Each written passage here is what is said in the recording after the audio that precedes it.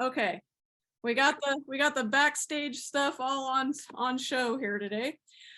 I am so excited to talk with Cate, and this is because Cate and I met a few years back. I don't even know how many years ago it was. We both took the same social media marketing class for farmers, which was super awesome. And we got to know each other because I love peonies, but I couldn't grow them. And so so I was talking with Cate about how to do that. And we got to know each other a little bit better. And I love Cate's story, and she's going to tell us a little bit about how her farm site was set up. She's got some, I believe, some photos and some other things to share with us. So just go right ahead, Cate, and introduce yourself. Her farm is Lyndaker Farms. And Yep. tell us where you're at. So my husband and children and I own Lyndaker Farms. It started as a peony farm. There was a little bit of a circuitous route to get to peonies, which we can talk about when we talk about site assessment. We're located in upstate New York, and I think there's a very close to Canada theme going on here. We also fit that pattern. Like, we're actually, like, if you look on a map, we're actually slightly north of Toronto. We're in that piece of New York that's actually kind of north of pieces of Canada. So which thankfully peonies, thrive. We did a test sale on our peonies in 2018, and then properly started selling them, like a full catalog, in 2019. And I think we met around then. I was thinking about that this morning. I'm like, I think it was around the time we released our first full catalog, but I'm not sure. We have about 120 named varieties of peonies, and then we have about 350 unnamed varieties, or people in peony circles call them seedlings. And what that means is we bought those actually from a breeder who was getting a bit older, and we kind of took on the responsibility of growing them on to see would they be good for introduction to market. And as these things go, the vast majority are not, but then some real beautiful ones, come out of that process as well. So we've got about 350 of those that we're monitoring. We are part of the American Peony Society, and shameless plug for the organization. It's fantastic. If you want to grow peonies, you will learn so much just by being in that organization. And then in 2022, for a lot of reasons, we started selling cut flowers as well. We did more of a pilot year in 2022. So we just decided to go direct to florists. We picked one florist, we went with her, and then we sell to people, ad hoc, because we have a small social media presence. So sometimes people want to buy bulk buckets and things like that. So we do some direct to consumer, but it's not really where we see. Our peony business is direct to consumer. We don't see cut flowers being a direct to consumer business predominantly for us. And as part of that, we are a member of the ASCFG, which is the Cut Flower Growers Association. And again, wonderful organization, have learned a ton by being part of it. Cool.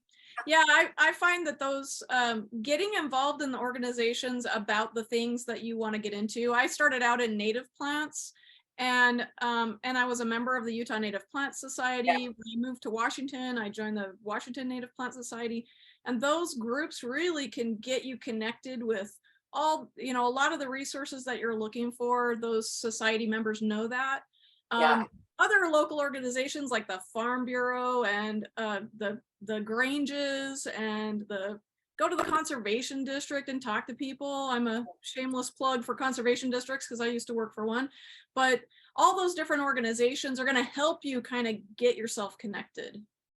Yeah, absolutely, because you kind of get a chance to see that the questions that you're asking yourself daily while you're out there kind of slogging through your responsibilities, that you are not the only one, and that it's normal to ask those questions, and good, right? And so having some peers and colleagues around that, I think, makes a world of difference and helps you really grapple with challenging learning curves, which is, for me anyway, as a starting farmer, learning curves that were almost the biggest hurdle.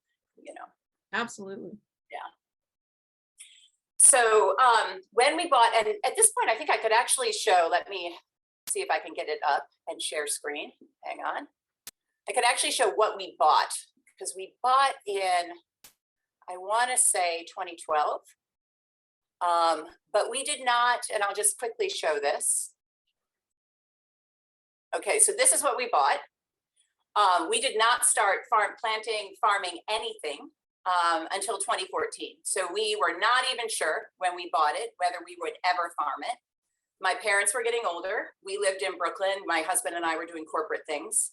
And we needed to get my parents a little closer to the city. And they lived one county over, but it's actually almost 2 hours away. Rural America, the counties are far apart. So exactly. So, and this was a little closer into the city. So predominantly we knew when we bought a house for my parents that we wanted it to have two properties, or two buildings, so that we could have a place to get away from Brooklyn. And we knew we wanted it to have acreage so that if we were able to start a farm, we weren't sure if we'd be able to, that we could do it.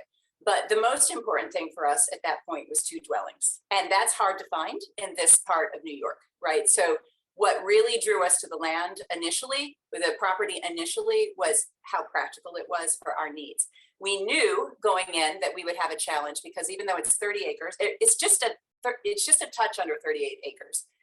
There's only about 6 acres, 5 to 6, that are cleared or partially cleared, right? So we knew if we were going to start farming that we would have to grapple with that. By 2014, we felt certain that we wanted to at least try to start a farm. We started planting peonies because we felt that I was a big peony enthusiast, and we felt that whatever shape our farm took, peonies would play a role in it. And we knew that there's a long lead time on propagation for peonies. So anyone who grows them will know, like, the first couple of years, they really remain small plants, and you probably aren't going to start propagating them till at least year 3, sometimes year 2. So knowing that, we kind of started early, like long before we ever planned to sell anything. So you can kind of see, I'll go back on screen, but you can kind of see that where there's like a little marker there that says Lyndaker Farms, you can see that the heart of our farm is actually wooded and kind of way back and almost kitty corner from our actual farm, which is there with the circular drive. So I hope that helps people see, kind of gives our farm looks like. So yeah, so that's where we started. Very cool. Very cool. And I know that you and I have talked a lot about changes in your life that kind of impacted what you were doing and how that really informed a lot of changes that you made recently. Yeah. Can you speak to that a little bit? Yeah, sure. So like I'm kind of jumping to the most major change we made on the farm, but I think I need to put that in the context of,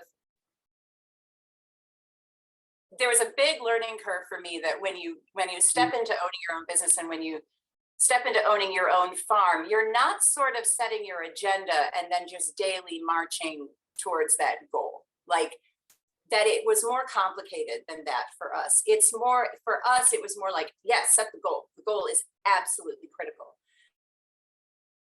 But there are so many different factors to farming. And I mean, these are factors in your personal life, because I have 3 children and a husband. But there are factors with the soil. There's factors with climate change, and there's all the learning that you have to do about your product. All of these things give you micro bits of feedback over time. And what I learned is, like, coming from a corporate background, I set my yearly objectives and my team nailed those yearly objectives. It is different than that for me in farming. We often still nail our yearly objectives, but we have to be willing to meander to get there. And we have to be willing to let life and the information that comes to us in life change how we do what we do, and sometimes change at the objective itself. And so I can actually give 2 examples that have ended up being really pivotal for our farm and how we run a business as a family. And one was, just to step back quickly, we weren't sure when we started, would we do livestock and peonies or just peonies?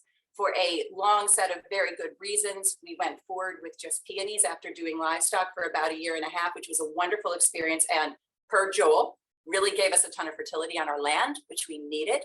But by end of 2018, we knew we wanted to do just peonies. Great. We started to charge down that road, and my good, corporate background, oh, we can do this.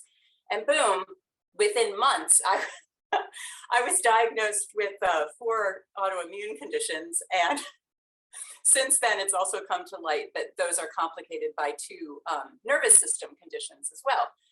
All of these are manageable, right? I live mostly in remission right now, but it takes, like, that was something that we had to react to. So kind of the speed of our farm and how quickly we got to where we wanted to get to, and even where we put it in our priorities, like quickly then we had to go, it took me like a year to realize this because, I'm a really quick study. But I was still thinking farm is top priority. After a year of running that way and realizing, oh, I'm not going to heal if I do that, I actually had to flip-flop the priorities and say, no, you know what? Healing is top priority. Farm is second priority. But I think we were still able to, like, the picture that we had constructed, the objectives we had put in, that we were working toward, they all still made sense, even in the context of living with an immune condition. And I also got to the point where the farm actually became a net positive in terms of my healing. Like, that took time, and I had to play with it a lot, but there are a lot of immune strengthening benefits that come from actually farming. And so we had to stumble into that, right? We had to live our way into that. Then we were feeling great. We were growing our peony offerings each year. I was operationalizing what we were doing on the back end. I was all in, and it became clear by the end of 2021 that my son seems to have inherited some of the immune and nervous system challenges that I have. And what we thought were sort of episodic moments of illness was actually a pattern, and one that was quite debilitating for him, to the point where he was bedbound for quite some time. And I had to actually, from November of 21 to March of 22, do nothing on the farm, which was really, really hard and depressing, actually. But we had to get him stabilized. And it was a ton of doctor's appointments. It was a ton of care, but we got to a treatment plan that seemed to be working by March. And my husband and I had to really sit back and say, now what? Because the nature of peony root farming is that, like, the chain of custody of your root is extremely important, right? So when you ask yourself, can you explain that a little bit? You mentioned that yesterday when you and I were talking, and I was like, I think I might know what that means, but I'm not quite sure I know what that means. Yeah, the peony enthusiasts that have joined in will appreciate this one. That there's all different types of peonies. So if you're growing peonies for cut flowers, oftentimes ones that are very common, like Sarah Bernhardt, are great choices because they produce those old-fashioned, beautiful peonies that we all love. There are also new introductions to market that are sometimes very expensive, $400, $500. I've even seen some going as high as $1,000. And they're desirable for a number of reasons. They might not be desirable in a cut flower context, but in a garden context, they're amazingly desirable. Maybe they don't need support. Maybe they get fewer diseases. Maybe they have a foliage that's a little different or has a slightly different color. They are new and fresh and different, and they're highly expensive. And we have those, and we have the sort of heirloom types, right? Well, if somebody pays me $150 to get the fancy pants one, I can't send them the heirloom one, right? Oh, gotcha. That is, our children actively help us on this farm all the time. But in that period between like August and October, when I'm propagating, shipping roots, interacting with the customers, that is not something children can help us with. And I had to really sit there and go, okay, so if that's our only business and my son has a flare right when I'm doing that, how do I accommodate that?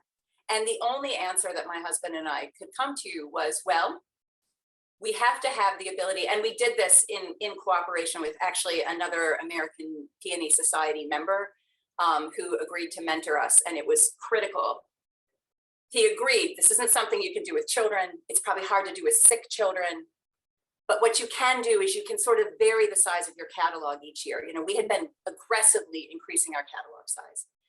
But so I had to start asking myself, what is the minimum production that I can do that would allow me to still offer a catalog and take care of my son if he flares up, which he did. He actually did flare up during this catalog season. Put that out there. Now, obviously, that's not enough to sustain the farm, right? It continues to keep our engaged customers engaged, and we continue to be able to provide a product that's popular. But what do we do to financially support the farm? And my main criteria was it has to be something my son can do with me when he's not bed bound, because oftentimes he's not well enough to go to school, but he can move around some. And I had some friends in cut flower farming. We had a lot of stock that was very good for cut flower farming. And we said, well, why don't we give that a try? And sure enough, we were able to find that there is a market, and my son is, on his good days, able to work with me. And so we now kind of see those two things as like our two support pillars going forward. But I want to be clear, like, this is not a change that we would ever have probably made otherwise. We had to really let life show us what would work for us, and we had to be humble, which is not sort of my natural place. Well, and actually, I kind of feel like if you're into farming on any scale, in any way, if you're a what they call a retirement farmer or a hobby farmer, or a big, humongous, row crop farmer, or a gigantic wheat farmer, any of those people, we all go into that because we have a little bit of a I want to do it my own way kind of bent. and we don't tend to take no for an answer very well.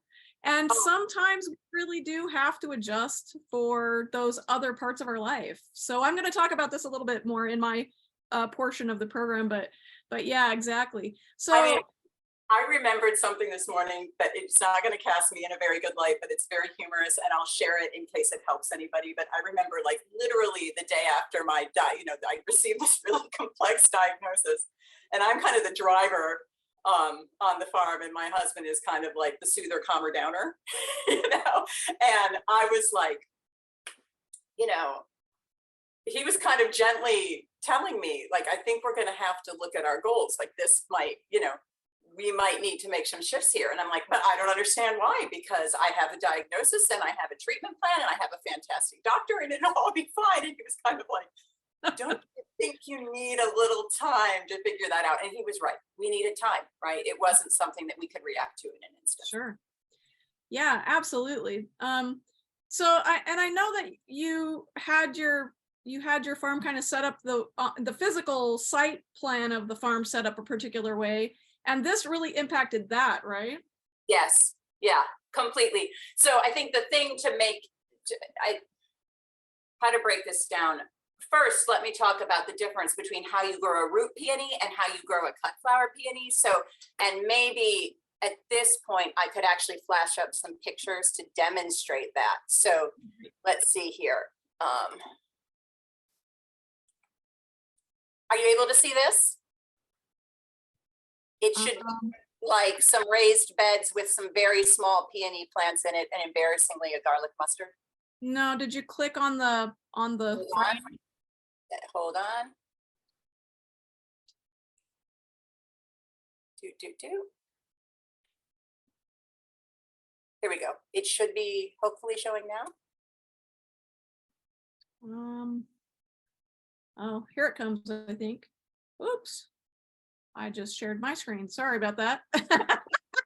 So did we lose it? Should I reshare? I'm not seeing your Okay. I do have you allowed. Let me try again.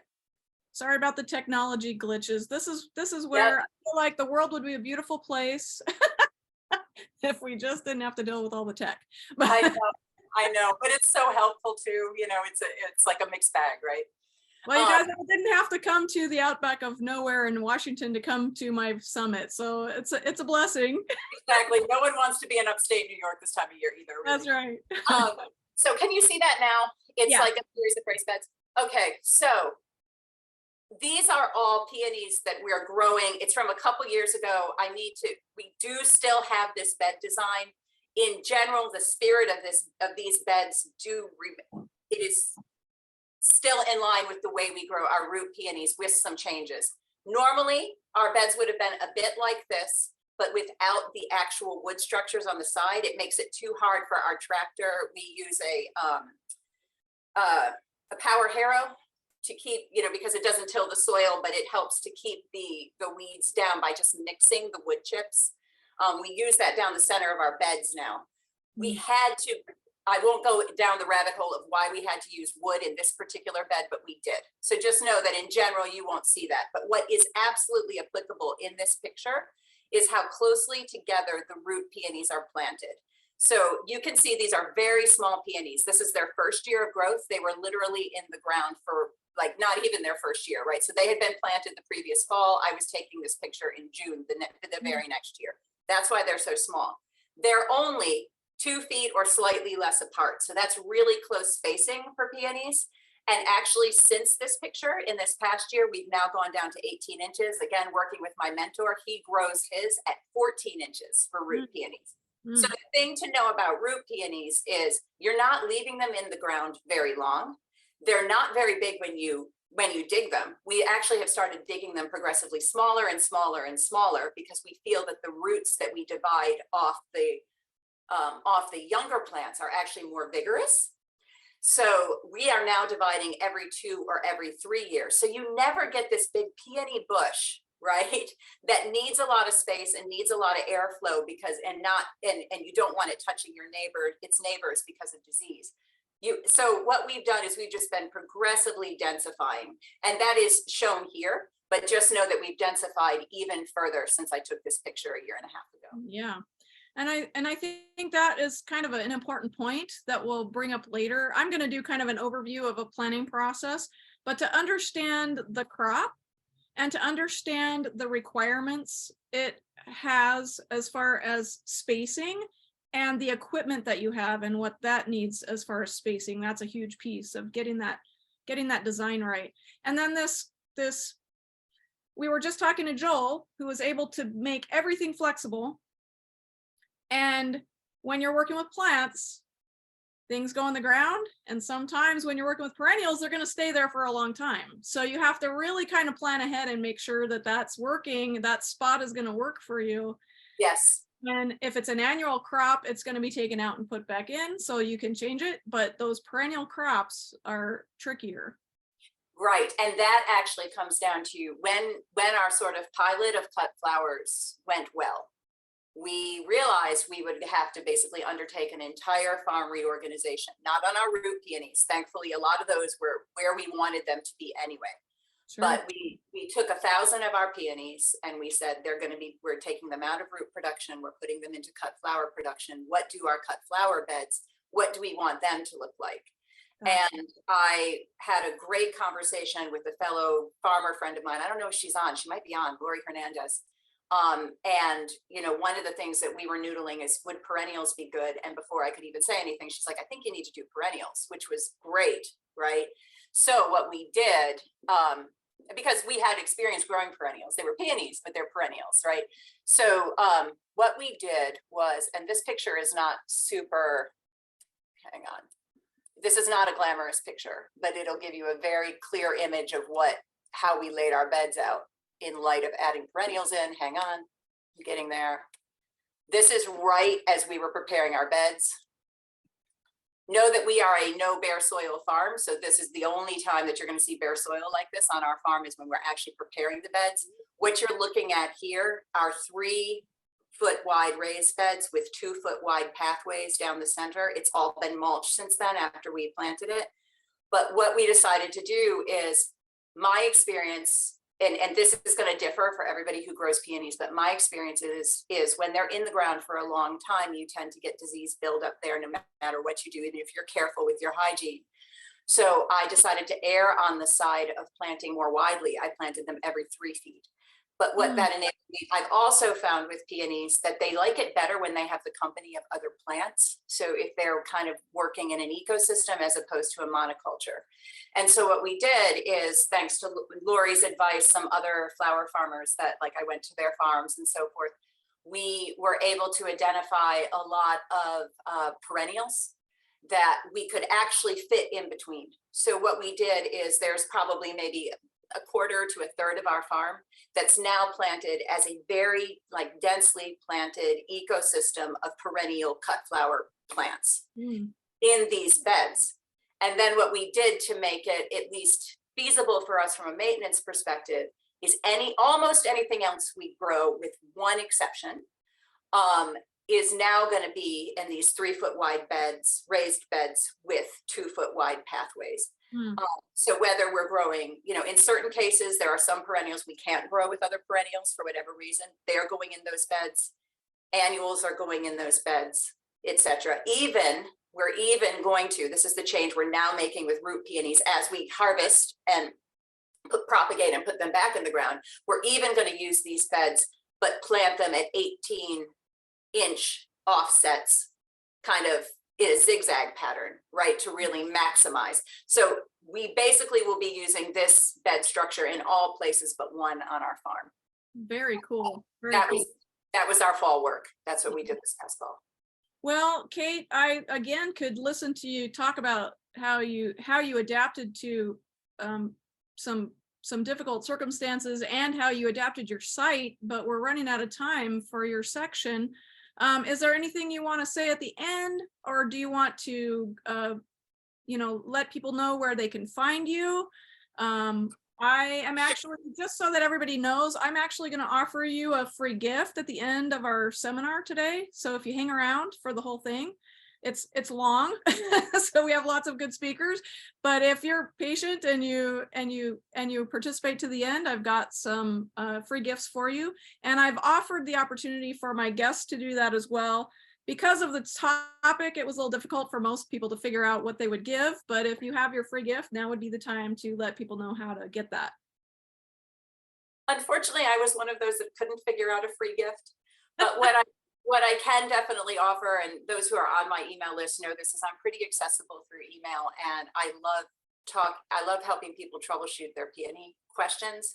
So not that I'm, the end all be all, but I have, a fair amount of experience. So if you're having issues, like, don't hesitate to reach out. I think the easiest way to reach me, I'm on social media a little, but only like a couple times a week. I really put a lot of our focus into our website, which is lyndakerfarms.com. And Lyndaker is the worst spelling in the world. It's Lyndaker. So lyndakerfarms.com. But you can also find me on Instagram at Lyndaker Farms Peonies, and we have a Lyndaker Farms Facebook page. And that's www.lyndaker farms, right? Yeah. That's what I thought it was, Lyndaker. It's, it's a really bizarre, French German name from like my Amish Mennonite family. Yeah. It's a really unusual name. Okay, so check me in the chat. I've put that in the chat. Make sure that I'm right, Cate. Okay. Check me on that. Make sure my spelling's correct. Okay, perfect. Awesome. Thank you so much. I really appreciate that, because I really think that sometimes we don't, as farmers, we're so down in the dirt and the weeds all the time that sometimes we don't take the time to say, is our farm goal, like the overall farm goal, fitting with our life still? And we need to kind of reevaluate that periodically. Our circumstances change. There's stuff that happens in our life. And if that's going haywire, I mean, if the farm itself is drifting away from where we're going, and then I feel like we're wasting a lot of time and effort and energy in a way that we don't need to, right? And we have little enough time and effort and energy as farmers anyway, that we don't need to be wasting any of it. Taking rest. Exactly.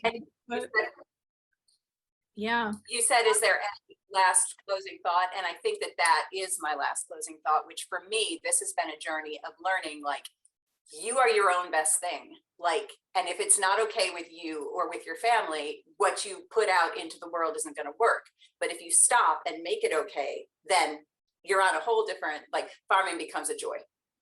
Yeah. And I think that was my learning curve. Absolutely. And I have a feeling that probably Cate will be discussing some of these topics more thoroughly in the future. And the best way to get in on that bunch of discussion is to get on her email list, because her email list is awesome. And you will get all the beautiful pictures of the peonies as well, which is worth it alone. And I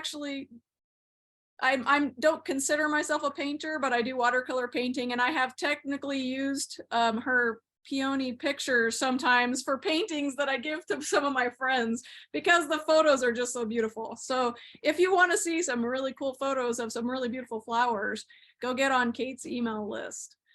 You can get on her email by going to her website that I posted in the chat. I am going to take just a minute and do some record button, not record button, set up the next presentation. We actually, Taylor, I'm sorry, I should have my list of who's speaking next. I think that I actually have Michael Kilpatrick on the schedule next, and he wasn't able to record this morning. So he actually recorded an interview with me earlier this week, and I will just bring that up, and there won't be the opportunity to ask him questions so much, but we'll do that. Give me just a minute to stop and start the recording.